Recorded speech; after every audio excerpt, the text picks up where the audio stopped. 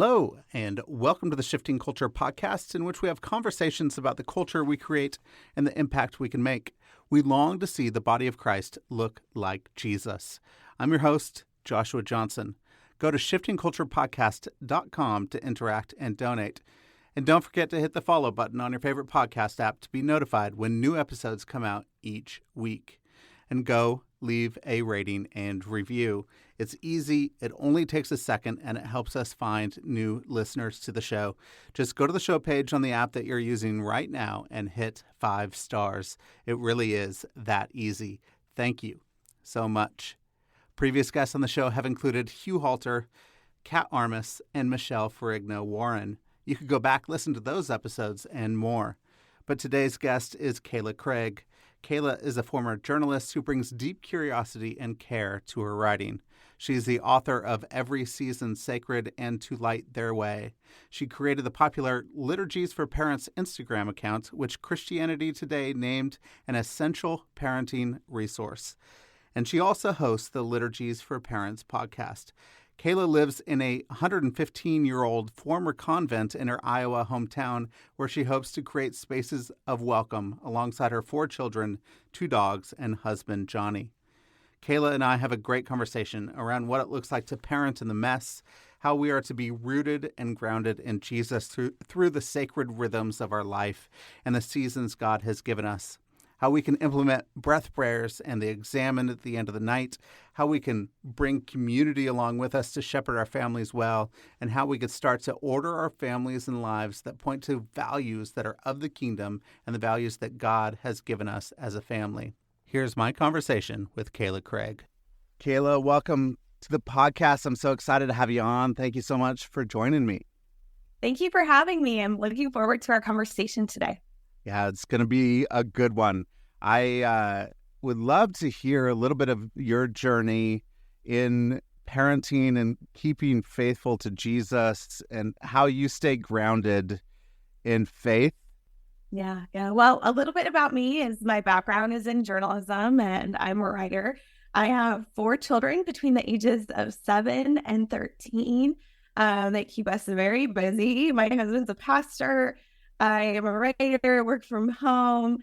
Our kids have a lot of different needs, abilities, stories of how they joined our family. So there's really never a dull moment. And I feel like in the work that I do and, kind of the life that we're cultivating at home and in our community and in our neighborhood, it's the people in my life that are always pointing me back to Jesus, helping me experience God kind of in a new way, seeing maybe a different character trait of Jesus in my children, even in ways I might not expect, right? Even as I parent my daughter Eliza, who has Down syndrome and a lot of significant cognitive and developmental disabilities, right? Like I'm still experiencing the love of Jesus when I'm with her and kind of the wonder and the awe of Christ within us and around us. How do you keep into that place of there is wonder and awe of Christ when it is a mess and it's difficult? There's crises happening all the time. There's needs pulling on you from every direction. How do you stay in that place of wonder and awe and be amazed that Christ is with us? Yeah. I think that's how I get through the hard, right? Is remembering that even in this, God is with us. Emmanuel, God is with us in the mess, in the chaos, in the injustice, in the pain and the grief. God is still with us. God doesn't leave us there to have to journey through that on our own. And I think having to constantly reminding myself of that helps me stay present, not only to the pain in my life and to the hard moments and the difficult moments, but also helps me stay awake to the beauty and the wonder and the joy and the awe. And so, when we try to live in a way that is awake to our world, we don't just experience the hardship, right? We also get to experience just the grace that abounds in our daily, seemingly ordinary lives. Yeah, while we're in the ordinary and the mundane, there's marvelous, incredible things that are happening if we just take notice and pay attention. What are some tips for you that you have found that you could start to pay attention to the extraordinary among the ordinary?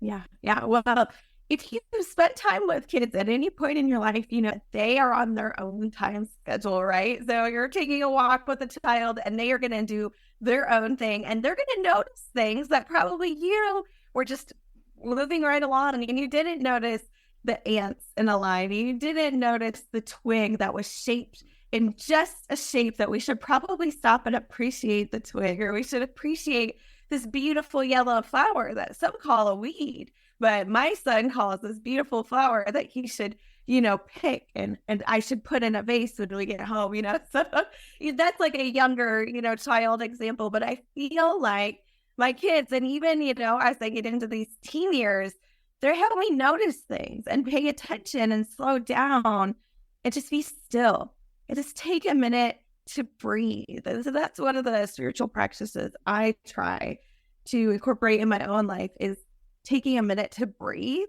so that I can notice. Because so often, even just internally, we have a lot going on in our brains all the time. And so to just even quiet that, to take a breath. I use breath prayers a lot, which are very short, simple prayers that you can kind of borrow and set. And so I feel like when I do that, then I can maybe have new eyes to see the wonder that's in front of me. So can you take me through some of these breath prayers? I think breath prayers are really important. We practice them a lot within our church community, and we provide some breath prayers. But give us some examples of breath prayers that we could do in the middle of our day so we could be grounded. Yeah, I love that. One that I always go to, and it's so easy, and I think that's why I go to it, because it's so simple. I don't have to use any brain power, to turn to it. And it's just, when you inhale, you just pray, out loud, or you can just, meditate and keep it, silent, but just, oh God, and then hold your breath, and then exhale and say, you are with me. And just that reminder that wherever you are, whatever you're doing, whoever you're with, oh God, you are with me. I so often overcomplicate things. Or it's, church stuff, family stuff, whatever it is, I'm always kind of thinking things through. And this helps me kind of get out of my own head, take a breath, and remember that where I've been all along, God has been with me. That's a beautiful thing to be able to do. And I know for a lot of people that they want to be able to pray. They want to be able to get into that space to know that I'm actually talking to God and I'm having this time of prayer, especially for parents of young children. I know that it feels like it's constantly busy, and there's so many things going on, and they feel like it's so hard to carve out time. And we are Americans here. I mean, we both live in the Midwest, and it's a busy American thing. But how can we take some time to be able to pray? How can we figure out ways to be able to do this so that it feels sustainable and it feels like we're engaging in something, but it's not too overwhelming? Yeah, I think it's so true. I think just busyness is almost celebrated in our culture, and moving forward and always having a lot to do is almost considered this like badge of honor, right? Like this is in some way the idol that we worship in our culture today. And so to kind of go the opposite way and slow down takes some intentionality and it takes some work, right? So when I pray, I have to remember that there are so many different ways to pray, and there's no one wrong or right way to pray, right? It's this ongoing conversation that we're having with the one that gives us each breath, that has been with us all along, right? So we don't have to overcomplicate it. But when you are in an intense season, whether that's an intense season of parenting or just lots of work things going on, personal things, health things, whatever it is, for me, it's remembering that there are so many different ways to pray and that God is with me in all of it and that the Spirit intercedes and wordless groans, So one thing I do, and it's a practice that I share about at the back of my book, there's kind of some resources in Every Season Sacred. And it's just an invitation to pray the Examen. And the Examen is an ancient prayer. And it just I share a very simplified, version of it for parents that are kind of in the trenches that don't have a lot of time and margin and energy, but yet want to enter into reflection, want to enter into a more contemplative space, even in the chaos of life. And so it's really just, I think of it as playing a movie of your day back as you're laying in bed, because no matter what, at the end of the day, we all end up going to sleep, right? Hopefully. And so when you lay in bed, what about if you had a prayer practice, just as much energy as you could muster, where you're playing back, where did I see God then through my day? What brought joy? What brought sorrow? What things did I do that I'm proud of? What things did I do that I could learn from and maybe change how I did that or didn't do that, and just kind of intentionally bring Jesus into all of those parts of your day at the end, can be such a helpful practice when your days are so full that you don't even necessarily remember. Sometimes I'm like, what did even happen today? Who did I even talk to? So that can be a really helpful practice. Yeah, the Examen is really helpful. That's good at the end of the day. That's great advice. And I think that what you do in Every Season Sacred, as well as you provide some things that we could have as handholds. And I think that's, what you do with liturgies for parents and what you do in different things. I think people need handholds to be able to say, I'm safe and grounded and I can enter into this space. A lot of times, as I lead a mission agency and we send missionaries around the world, and sometimes when we teach people to pray, we just say, talk to God. And that's not very helpful for people that are just starting out and trying to figure out how to pray. They need some things to be able to say, okay, I can follow this format. This is why Jesus gave us the Lord's Prayer. When his disciples said, teach us how to pray, he said, pray like this. And so it's helpful for us to step into it. So thank you for giving us those things to be able to step into a place of prayer and rootedness and groundedness in the place of the mess and the difficulty of the day. When you didn't have those things, or didn't create those things for other people, and you didn't have them, what helped you figure out how to pray in the mess of your own life? Yeah.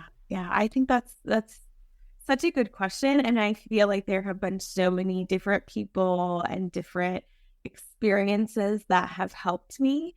I think one thing that drew me to kind of a written prayer, to make somebody else's words my own, to have a liturgy to borrow, to have a prayer that somebody has prayed and maybe he's praying even right now and might pray in the future, like that kind of communal element to prayer, even when you feel like you're just praying it by yourself, really became so much more real to me when my daughter was very sick and she was in the hospital, and she was actually in the intensive care unit in the PICU, and she was on a lot of life support.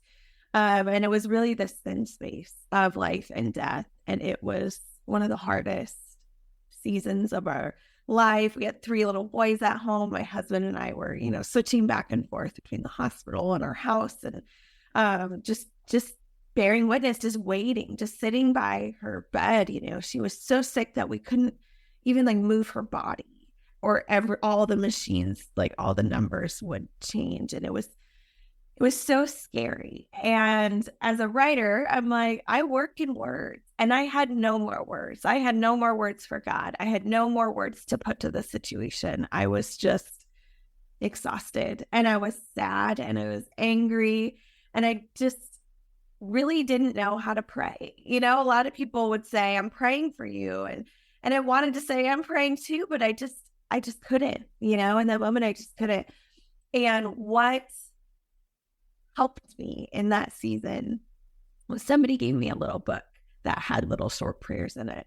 And it was just something I could cling to in that moment where I didn't know how to pray. I didn't know what to pray, but I could just hold somebody else's words in my hand and make them my own. And it kind of reminded me that I wasn't alone and that I didn't have to have it all together. I didn't have to have the words. I could borrow somebody else's, and that I could still, you know, pray.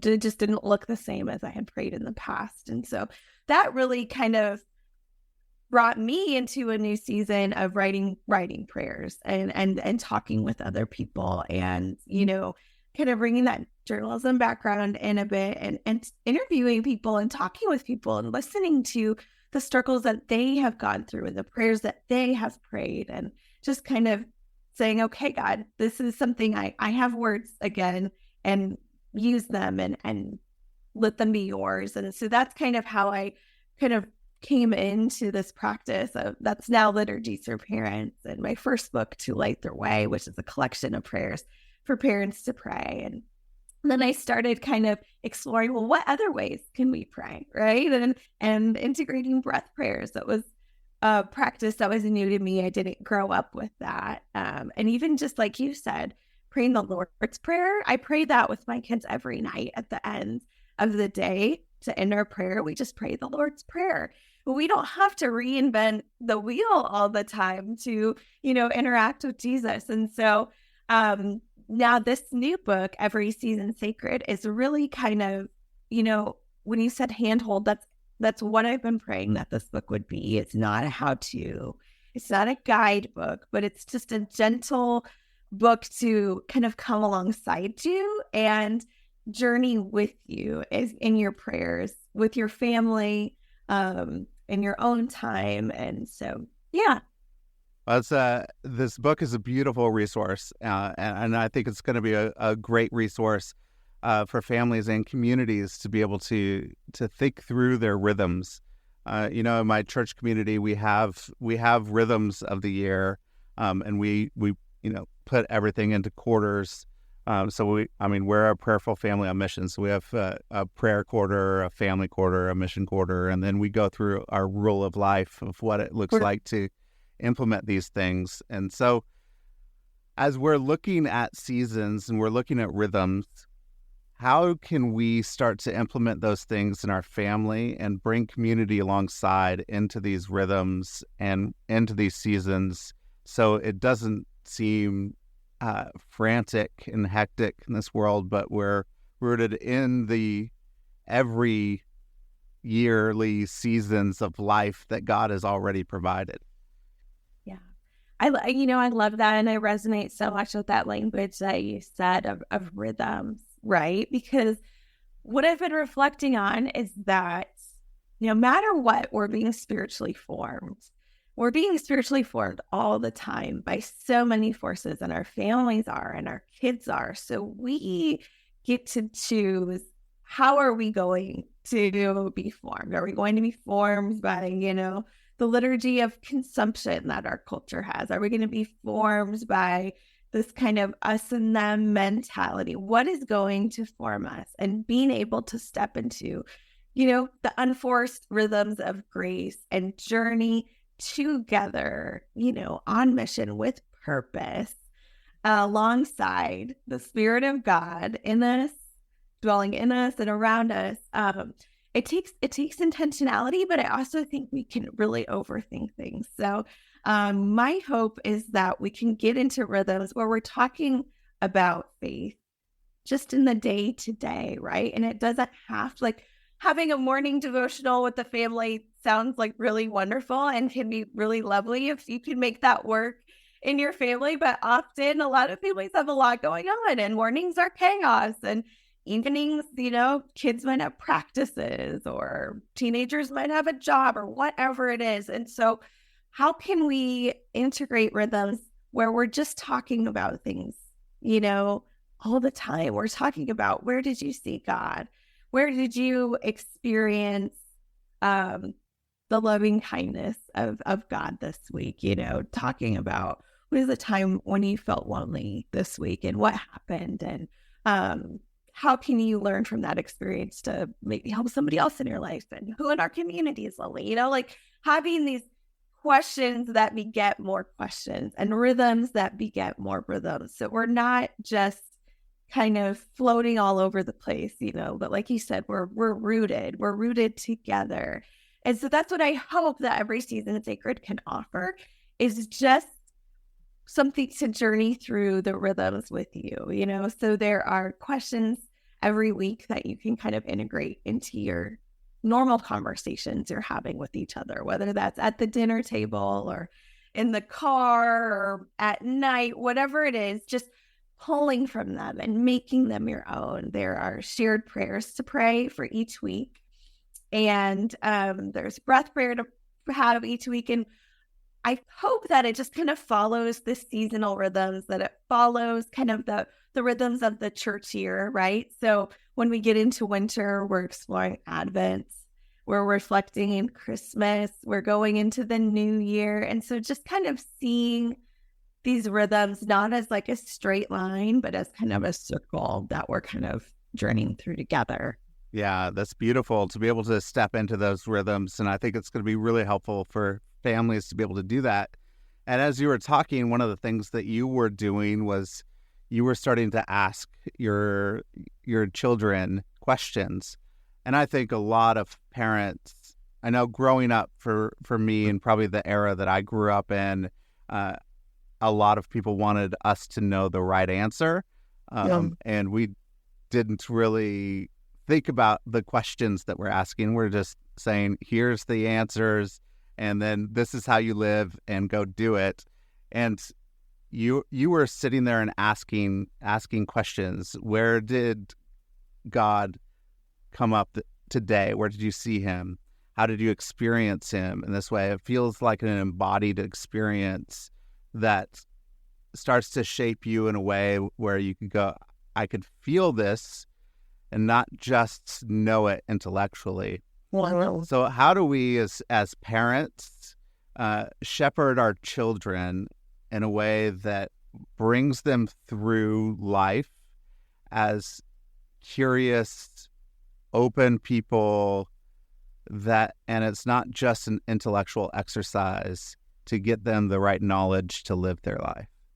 Wow, that's such a good question. If you come up with that answer, let me know.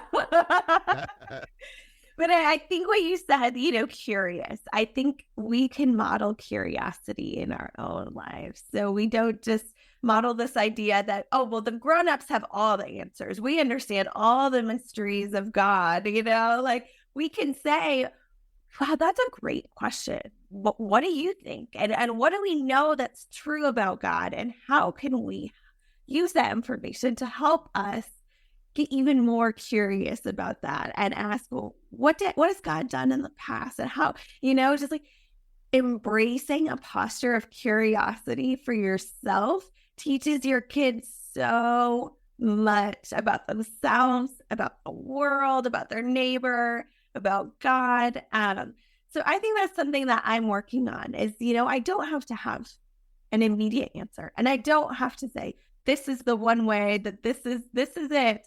When you ask me, why did my pet die? Or what, your kids are asking. My kids always ask like the most, deeply theological questions or philosophical questions, like right before they go to bed. And it's like, I don't know, And so just modeling humility, modeling curiosity and acting out of compassion and empathy, I think teaches our kids so much even so much more than we might initially think. Well, I know growing up for me, there was a few things that scared me in a way where my parents wanted to give me some comforting answers, like telling me that I would have eternal life and be in heaven forever scared me to pieces, because I was like, how in the world does something not end. And so I was like, in my mind, going through a large, like, never ending journey of something. And I was like, I don't want it to never end. Like, I couldn't wrap my head around it. And so oftentimes I think sometimes when we give comforting answers, I mean, you never know what you're going to say that it's weird for your kids.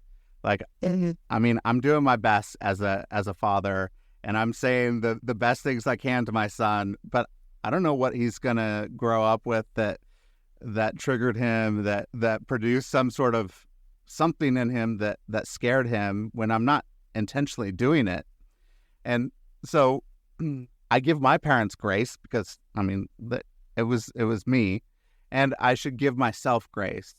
How can we move into the space of giving ourselves grace as parents and knowing that not everything is perfect? There's going to be things that are messed up, but our children are going to be okay. Even if they're not okay, they're going to be okay because God is with them as well. How do we give ourselves grace? That's also such a good question. I was talking to a friend who is also an author, and she's a therapist. And I was telling her, I'm really worried that I really messed this up and I didn't do this the way I should have done it. You know, kind of going down that spiral. And she was like, Kayla, if you're really worried about this, it's probably a good sign. Like, parents who deeply care, you know, like, if you didn't care, if you were doing a terrible, terrible job, we wouldn't even be having this conversation, you know? And so that gave me an exhale a little bit, like, okay, like, maybe I haven't ruined everything. But I think, you know, as I was writing Every Season Sacred, I reflected a lot on my parents and how they parented me. And I just had this like overwhelming love for them.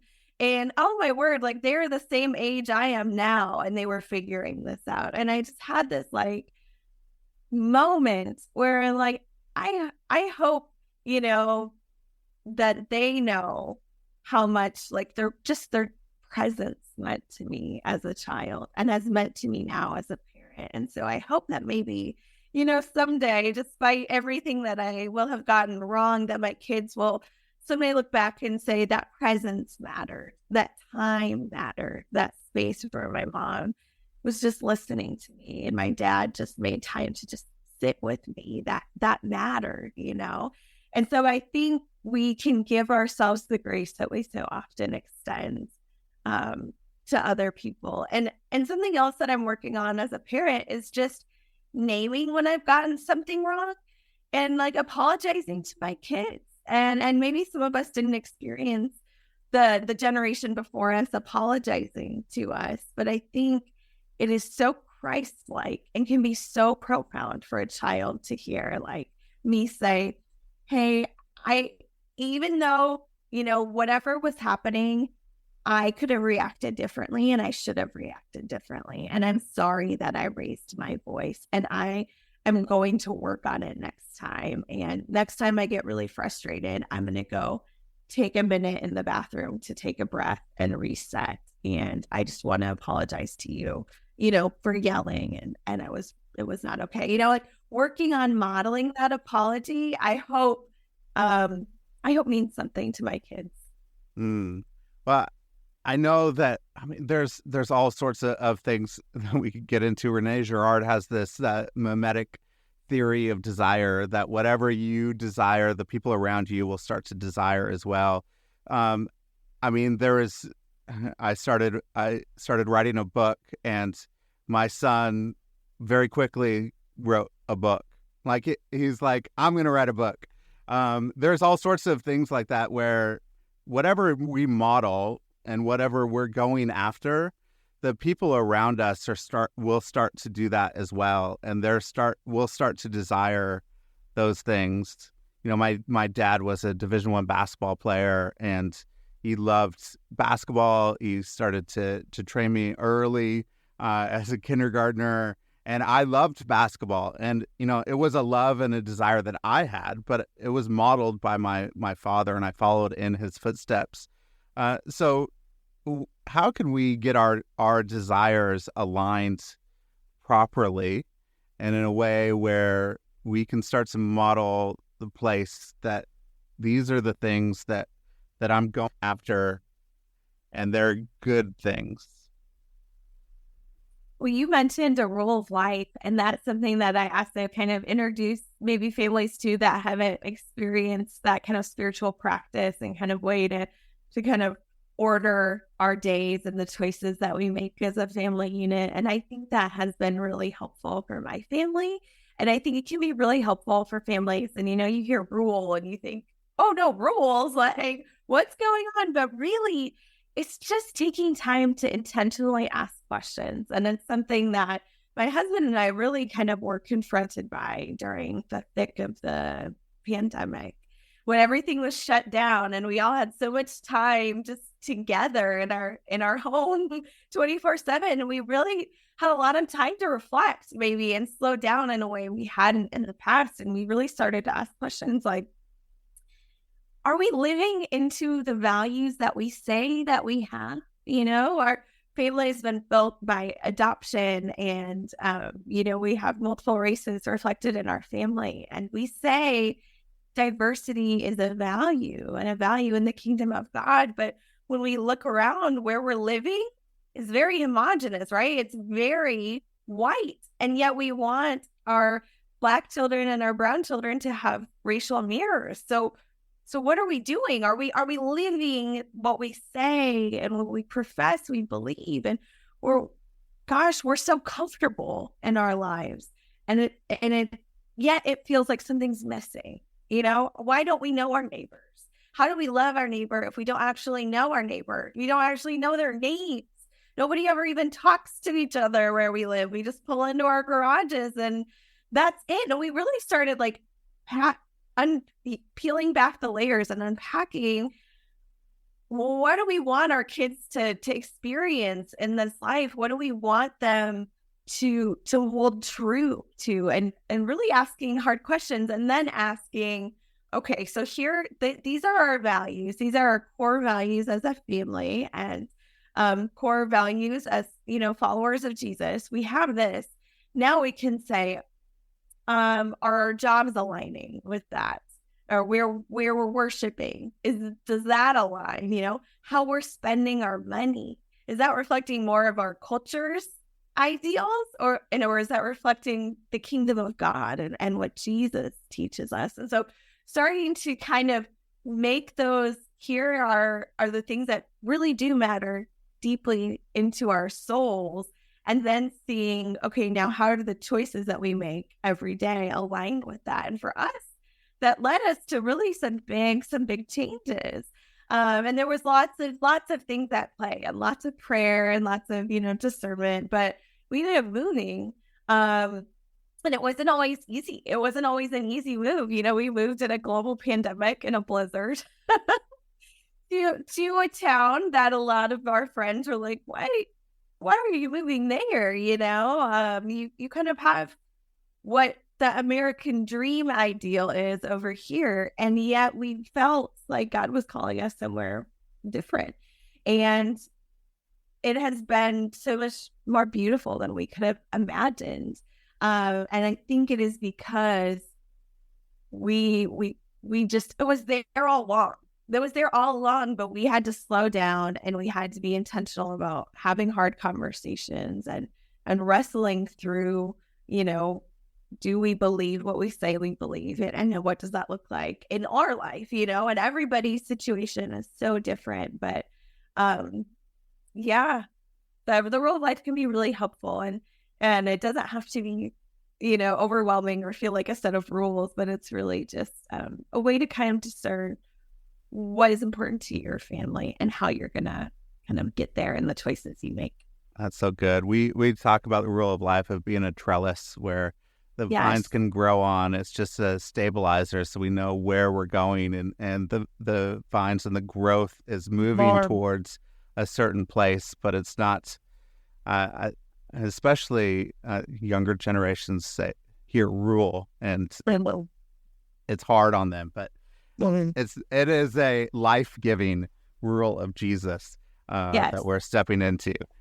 And that's a beautiful thing. And I love that you had values and family values and kingdom values. Say, these are the values we want to live in. And I don't know if enough families do that. What are your family values? I know that there was a huge movement towards Jesus that happened in Southeast Asia because a church decided that every family should write their family mission statement. So the whole family wrote their family mission statement. And this move of Jesus happened because families decided this is what we're about and we're going to live into it. They were intentional. And to be intentional, to have those hard conversations and to write out, okay, maybe we can change our life. And it isn't too late to change your life. And even if you moved into a place and bought a house a month ago and you're like, oh, maybe this isn't the right place, it still isn't too late, even though you made a decision that you may not think is the best one for you and your family, but it's not too late. And so I love that you were able to go into that as a family. I think the last thing I want to hit is something you said at the very beginning. The first thing that you said in this conversation was that other people has helped you stay rooted to Jesus in the midst of parenting. So what is the community that you surround yourself with? How is that helpful in our family life and discipleship to Jesus as a family? Oh gosh, I'm so grateful for the different seasons of my life and the different people that have been in and out of it. And one of the reasons that we moved back to the town that my husband and I have both grew up in, and my parents are here in town, and my brother and his wife are here. And we just realized, like, you know what, especially, everybody's isolated during the pandemic, 2020. It's like, what is important to us? And it's like, it's our people. It's the people that know us the closest, who love us no matter what, who care deeply about our children, their needs.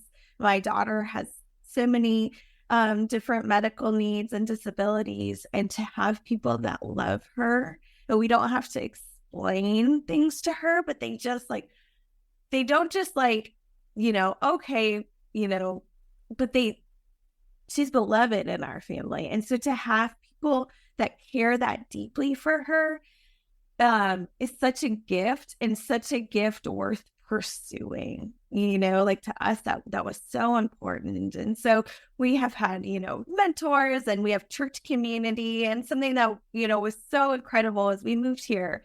And my husband was working still where we used to live, 2 hours away, and he was doing some commuting and doing he's a pastor. He was doing like a digital kind of worshiping community as the pandemic was still going on.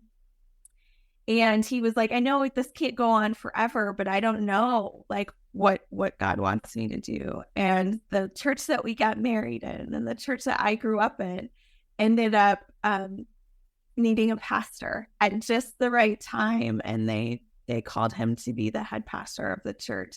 And we had no idea that was even in the realm, of possibility. And so we just have this really gracious and kind church community that has really, we're just like, we're home. It feels like home. It feels like a sense of deep rootedness. And, I'm on my desk right now, and I'm surrounded by books. My desk, and it's just full, and my office is just full. And I'm just so grateful that I have people, in my actual embodied life, but I also am surrounded by thinkers and writers and artists and poets and creators and theologians of so many different backgrounds and denominations. And I feel like they all show me a different side of the nature of God and who Jesus is. And so that's kind of like a literal and figurative answer of just kind of the body of Christ and surrounded by that love. Well, that's beautiful. And, your book, Every Season Sacred, I really love it. And it's a great resource for families and for churches to look at what is the seasons of life and the rhythms that we could start to implement. And you go into reflections, and your reflections are really beautiful as you sit there and talk through what it looked like as a parent and how God met me in that space. And then you get into some scripture for families, some questions for families, some breath prayers. You have resources like Rule of Life that's in there. There's all sorts of incredible things that we could start to implement. And this is something that could come alongside families and churches and church communities. So I would highly recommend Every Season Sacred. It's a beautiful work, and it's something that everybody should get a hold of and everybody should go get. So it's good. But Kayla, you're welcome. I have a couple of questions at the end. One, if you could go back to your 21-year-old self, what advice would you give? Oh my goodness.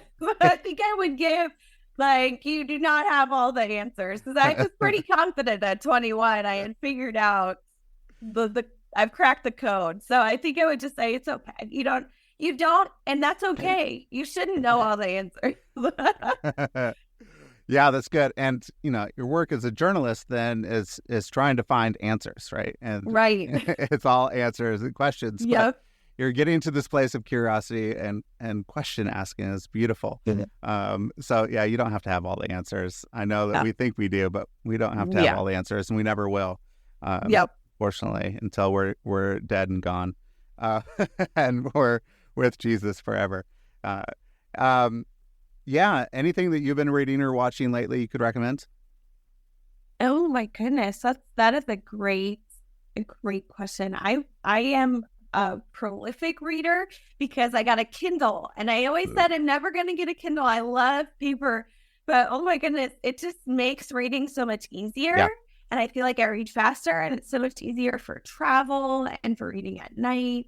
And so I don't know if I have one particular book in mind, and I'll just say that I just love having my library app and my Kindle. I feel like the world is open to me. That's and right. I can just get all of these books, and there's no late fees if I don't turn it in on time, because they just take it away.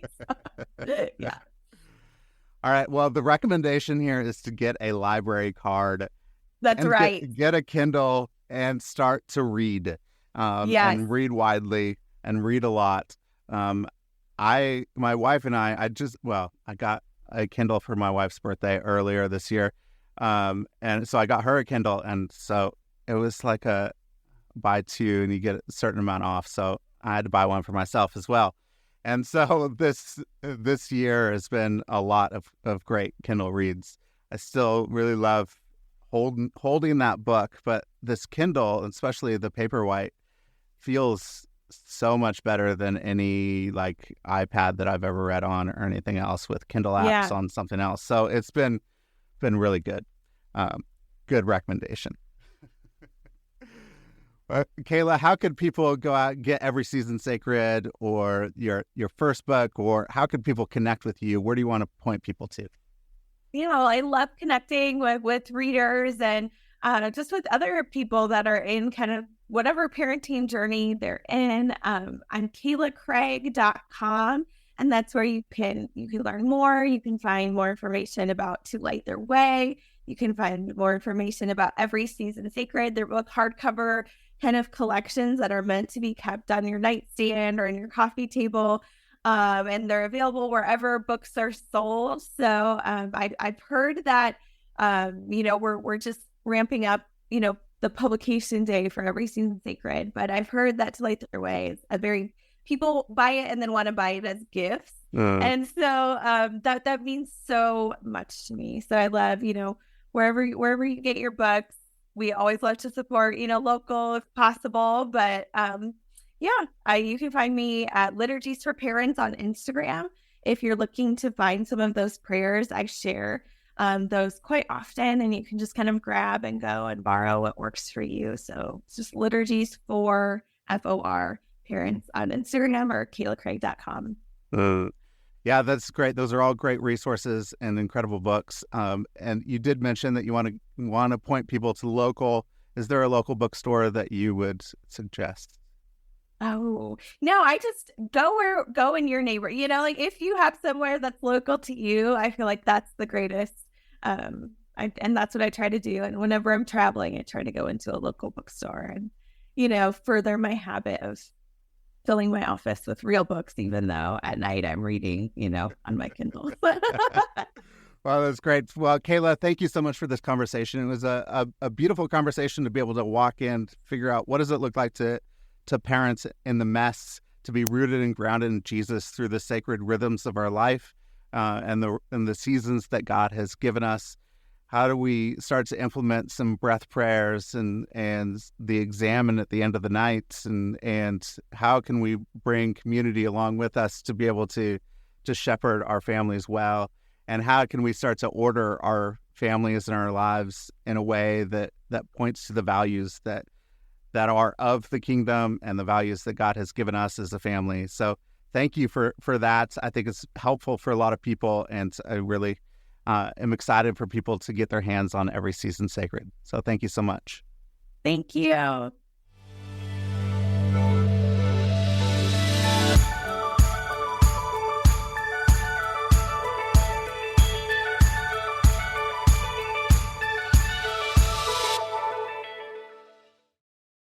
Thank you for listening to the show today. If you're really enjoying the show, please don't forget to hit the follow button on your favorite podcast app. You could do it right now. Just hit that little plus. And then I would love it if you would leave a rating and review on Apple Podcasts. So you could go right now to the show and leave a star rating and review and let us know how you are enjoying the show. And find us on Facebook and Instagram. So if you want to connect, interact, I post a lot of quotes and different things that you could actually interact with the episodes and let me know how you are enjoying the show. If you feel inclined to donate, there is a support the show link in the show notes, and it would send you directly to a page where you could donate so that new episodes can be produced for your enjoyment. So thank you so much for listening, and I hope you have an incredible week.